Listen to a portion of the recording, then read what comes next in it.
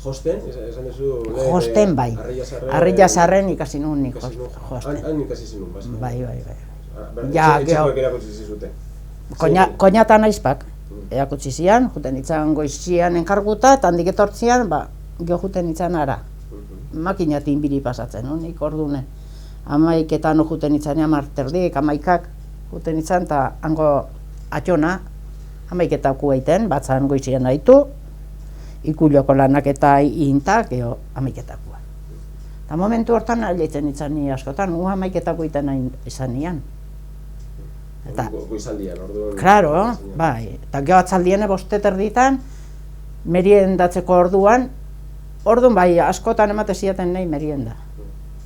Zan duzu, bordatu iten zenutela, zinentzako iten zenituzten lan horiek? Kanpoako, eskolako josteko lanak? Bai, josteko lanak. Bai, kanpoako.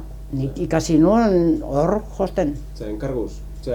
Bai, jute zian, eta jendia josteko trajiak, abriguak, denetatikan joste zitun. Eta jostuna hona zan gaina sarriako, asun. Bai. Eta oike bai, launtze zu duten. Gero nean nahi bat eskondu zen horren aizpa batekin, jostun horren aizpa batekin, aizpa zarrenakin. Zenbat urte izango zenituen? Orduan? Aitzen zinean? Orduan ja 18 urte bai, bai, 18. Eskamotxa...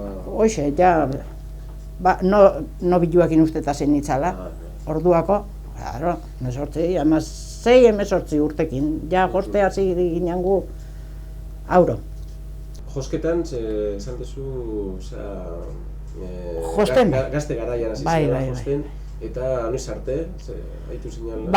Hortikan ni jostia jutzen nion eskontzeko, eskondu nintzen 3 urtekin. Zenbat urtekin? 3. Bai, 3 urte nituen eskondu nintzen.